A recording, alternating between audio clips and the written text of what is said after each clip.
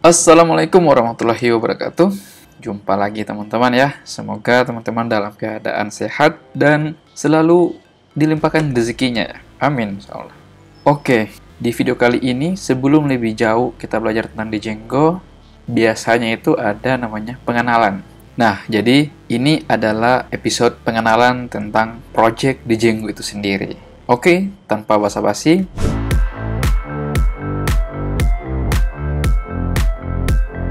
pertama dan terlebih dahulu tentu kita siapkan aplikasi browser atau aplikasi web browser. Lalu ada juga tentu sudah pasti Visual Studio Code. Kemudian jangan lupa terminal ya.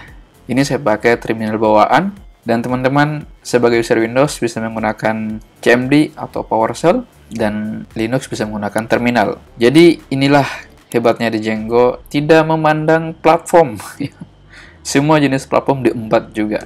Ya, itu karena memang Django dibuat menggunakan Python. Jadi Python tidak membedakan mana sistem operasi yang berbeda. Oke, fix, mantap. Nah, seperti biasa, langkah pertama ini saya coba geser dulu ke sini ya. Langkah pertama coba lihat di sini ada folder YouTube ya. Sebenarnya minggu lalu kita sudah pernah buat folder tersendiri. Jadi kita masuk ke dalam foldernya itu menggunakan terminal ya. Kita coba huruf kecil, share, Sumantri, desktop, YouTube, belajar Django LTS. Kita enter. Oke, ini masih kosong ya. Kita coba cek sekali lagi. Oke, sudah sesuai. Seperti biasa, langkah awal kita harus menginstal virtual environment. Jangan lupa perintahnya seperti ini. Python 3 min-m venv env. Oke, kita enter. Tunggu sampai proses instalasi selesai. Sip, udah selesai. Kita coba cek. Oke, sini sudah berubah ya. Bisa lihat perbedaan. Ada penambahan folder env. Dan kita masuk untuk mengaktifkan virtual environment-nya. Jangan lupa perintahnya source env bin activate. Oke, ini sudah aktif. Dan tentu karena kita belajar Django, kita cek keberadaan Django apakah sudah terinstall atau belum. Kita bisa menggunakan Python, kemudian min-m, Django, -- version. Nah, jika ada muncul kesalahan error seperti ini berarti Django kita belum terinstall ya. Tentu ya, karena kita baru menginstal virtual environment-nya. Sekarang kita menginstal Django-nya. Pip install Django. Enter. Tunggu sampai selesai. Sip, successfully, artinya berhasil. Kita upgrade dulu ya pip-nya. Pip install upgrade pip. Oke, successfully kita bersihkan dan kita coba cek Django-nya ya, bisa pip list, bisa juga seperti ini. min-m Django. Nah, artinya Django kita sudah terinstall. Untuk lengkapnya kita bisa langsung melihat paket di dalam virtual environment-nya, kita bisa pakai pip list. Oke, jadi Django kita sudah berhasil terinstall ya. Sekarang kita buat project baru. Jangan lupa Django admin start project my site. Jadi sekali lagi ini opsional, teman-teman bisa menamakan nama projectnya apa, tapi hindari penamaan Django dan juga tes yang menyerupai paket-paket atau nama yang ada di Django itu sendiri. Oke, kalau sebelum kita enter aja. Sip, kita lihat. Oke, seperti biasa kita buka ya code. Nah, coba lihat.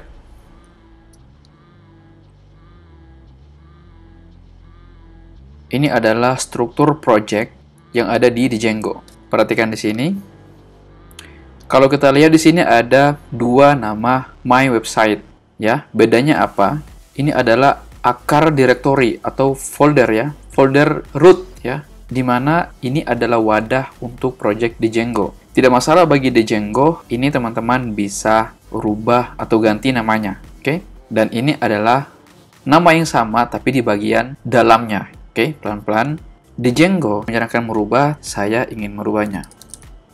Django project untuk membedakan bahwa ini adalah root folder terluar dari Django itu sendiri.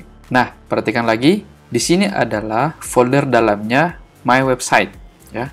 Jadi directory dalam MySite ini adalah paket Python sebenarnya untuk proyek teman-teman, oke?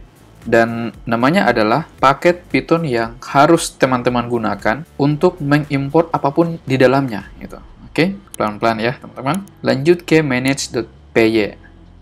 Nah, di sini kalau kita lihat, ini adalah baris perintah ya, utilitas baris perintah yang memungkinkan teman-teman bisa berinteraksi dengan proyek di Django teman-teman. Oke, perhatikan kalau kita lihat di sini ada MySite ya, nama folder di dalamnya sebuah project. Oke, dan di dalam manager.py ini sudah dideklarasikan ya modul-modul yang ada atau paket-paket yang ada dalam project Django kita. Oke, seperti ini. Oke, kemudian kita beralih ke, perhatikan pelan-pelan di sini ada file ini.py ya. Jadi ini adalah file kosong yang memberitahu Python bahwa ada paket-paket ya, paket Python yang dianggap sebagai paket yang ada di dalam project Django kita. Jadi please tolong ya, tolong jangan dihapus. Ini walaupun kosong jangan dihapus ya. Jadi kalau dihapus selesai sudah. Jadi jangan beranggapan, ini apa ini file kosong ini, hapus aja tidak ada fungsinya ya. Jangan ya. Jangan ya, jangan. Sekali-sekali jangan dihapus. Bahaya, oke? Sekarang kita ke setting, oke? Nah, jadi di sini merupakan settingan ya, nanti yang akan berinteraksi dengan modul-modul atau package-package yang kita install dari bawaan atau dari luar, dan tentu semuanya harus terkonfigurasi dan disetting lewat file ini. Oke, perhatikan di sini ada secret key. Jadi ini adalah keamanannya. Tolong ya teman-teman untuk selalu menjaga rahasia ini yang sudah dienkripsi. Jadi kalau bisa teman-teman sudah buat project besar ya, tolong ini jangan diberitahukan kepada siapapun. Oke. Kemudian ada debug true, nanti kita akan melakukan testing. Kemudian allowed host, fungsinya sangat banyak sekali ketika kita mau production. Lalu ada instalasi ya, instalasi aplikasi. Nanti kita akan belajar tentang instalasi aplikasi ya, beberapa aplikasi kemudian saling connect dengan aplikasi yang lain serta project Django kita. Ada middleware, jadi middleware ini ada pengaturan sesi dan pesan dan sebagainya. Ingat ada root url-conf. Nah, di sini ada templates. Jadi untuk templating di Django itu sangat bagus dalam penanganan templating ya, atau tag template. Oke, nanti kita akan pelajari lagi lebih lanjut. Kemudian ada WSGI application. Jadi WSGI ini adalah web servers gateway interface ya. Ini sangat berfungsi sekali, sangat berguna sekali kalau pada saat production nanti. Nah, di sini ada database. Perlu diingat bahwa ketika menginstal Django itu akan mendeklarasikan atau menenkripsi atau mengambil database bawaan yaitu SQLite ya, versi 3. Oke, nanti kita bisa menggunakan database yang lebih besar lagi seperti MySQL, PostgreSQL, MongoDB dan lain-lain. Oke, sini ada authentication password validasi. Nah, di sini bisa kita atur nanti bagian bahasanya ya. Bisa menggunakan bahasa Indonesia karena ini adalah bawaannya bahasa Inggris. Kemudian time zone-nya kita bisa ganti berdasarkan time zone masing-masing teman-teman. Dan ya, saya kira cukup untuk pengenalan setting ya. Kita berlanjut ke url.py. Nah, ingat ini salah satu pola struktur yang ada di Django yaitu URL konfigurasi URL. Jadi ini bisa dibilang apa ya istilahnya? Gerbang ya, atau pintu masuk atau titik awal di mana user atau klien bisa mengakses aplikasi yang kita buat menggunakan Django ya. Di sini ada paket ya, namanya admin dan juga URLs ya. URLs ini adalah sebuah link atau router ya, nanti diarahkan pembuatan router dan dilingkan kemana. Nah, kemudian ada sebuah list URL patterns ya. Ini juga nanti akan ada, nanti di sini bisa dibuat beberapa link ya yang penting-penting ya. Oke, selebihnya ini saya kira sudah sangat untuk pengenalan di Django ya, strukturnya di dalamnya yang garis besarnya seperti itu. Nah, sekarang kita jalankan project di Django kita. Oke, kita bisa menggunakan terminal yang ada di sini ya, terminal bawaan sistem operasi, atau juga bisa menggunakan terminal dari Visual Studio Code. Oke, saya menggunakan bawaan dari Visual Studio Code. Kita coba jalankan Python. Jangan lupa kita masuk di project root-nya. Pastikan sudah masuk. Kemudian kita Python man.py run server. Oke, perhatikan ya, di sini akan terbentuk file database SQL ya, baru ini jelas masih kosong. Nah, kalau sudah seperti ini, sudah jalan ya, kita bisa pencet Ctrl di keyboard kalau pakai Mac, Windows bisa tekan Ctrl dan klik. Ini saya copy saja dulu dan paste di aplikasi web browser kita, dan voila. Oke, berarti ini sudah terinstall ya. Oke, dan kita matikan. Ingat, tinggal tekan Ctrl C di keyboard. Artinya server sudah mati. Oke. Nah, sebenarnya kalau kita perhatikan ya, di sini itu ada namanya, sorry, kita jalankan dulu ya. Perhatikan, di sini itu sebenarnya ada index ya, yang user request atau client request. Sebenarnya ada file index, cuman ini adalah file index dari bawaan dari Django itu sendiri. Sebenarnya kita bisa buat file index ya, yang bukan dari bawaan dari Django itu sendiri. Oke, tapi coba kita lihat. Di sini ada package ya, atau library-nya aplikasi dari Django yang sudah siap pakai ya. Ini ada admin di sini. Oke. Jadi kita bisa masukkan /admin. Nah, ini adalah halaman login ya dari Django admin. Nah, ini bagusnya project Django karena dia sudah siapkan halaman admin yang bisa kita kelola dengan baik dan terintegrasi dengan database. Itu pasti ya. Itu salah satu dari kelebihan Django. Nah, tabe sapo. Kira-kira untuk port 800 bisa nggak dirubah atau diganti? Bisa ya. Oke. Jadi kalau misalkan teman-teman ingin mengganti port, misalkan ada dua project Django yang saling bersamaan dengan port yang sama, teman-teman bisa menjalankan dengan port yang berbeda. Misalkan saya ganti portnya menjadi 8080 dan kita jalankan. Oke ya, ini berhasil ya. Coba lihat. Nah. Oke, jadi kita bisa buat port ya, kita tinggal tambahkan server 8080 untuk menjalankan atau untuk mengganti port ketika mengakses aplikasi Django-nya. Oke, lihat ya, lihat perbedaan. Nah, lanjut, kita sudah buat project ya di Django kita. Lantas bagaimana cara membuat aplikasi ya? Kemarin kita sudah pernah bahas di apa itu Django. Jadi Django itu terkenal dengan aplikasi ya. Jadi ketika kita membuat aplikasi yang ada di Django, tentu kita harus tahu perintah apa yang digunakan untuk membuat aplikasi itu. Oke, kita langsung aja ya. Python, ingat, manage.py ya, start app. Oke, nama aplikasinya apa? Misalkan nama aplikasinya adalah blog. Boom, oke, selesai. Coba kita lihat, sini sudah terbentuk file, folder, bukan file tapi folder ya, baru namanya blog. Kalau kita klik blognya, maka akan banyak sekali ya file-file yang telah dibentuk atau digenerate dengan menggunakan start app ya, perintah start app yang ada di Python. Coba perhatikan, di sini ada init ya, pasti jangan dihapus ya. Ini sama fungsinya dengan yang ada di file ya, file directory di Django.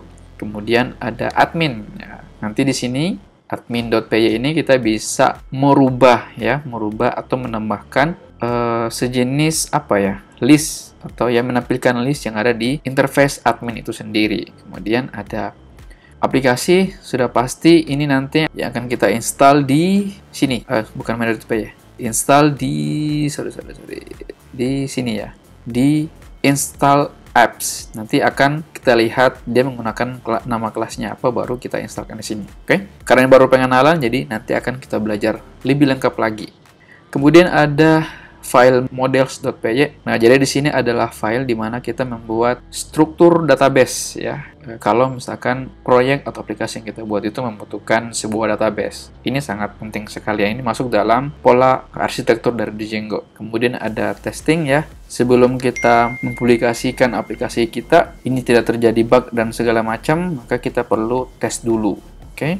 Tentu sebagai seorang software engineer, ini sangat penting sekali. Karena dengan menyangkut keamanan, ya, enkripsi data, dan malware, dan sebagainya. Nah, ini adalah file view.py ya. View.py ini di mana kita menyimpan semua baris perintah ya, instruksi yang akan dieksekusi oleh user, sebuah permintaan gitu. Jadi kalau disamakan dengan framework lainnya itu seperti controller ya, dari sebuah framework. Di Django namanya views.py. Oke, cukup sekian pengenalan project Django ya, dan mudah-mudahan teman-teman bisa mengikuti dan menyesuaikan secara pelan-pelan namun pasti, asik, menuju membuat aplikasi Django ya. Jadi saya berharap nanti kita akan bisa menulis atau membuat aplikasi sederhana. Jadi nanti akan saya buat sebuah aplikasi sejenis studi kasus dan mempelajari bagaimana kinerjanya ya, sampai kita membuat aplikasi jadi. Baik teman-teman, seperti biasa tentu saya minta untuk subscribe, kemudian like, share karena itu gratis, dan juga tentu membantu saya biar lebih semangat lagi gitu untuk membuat video tutorial. Oke, see you next video. Bye.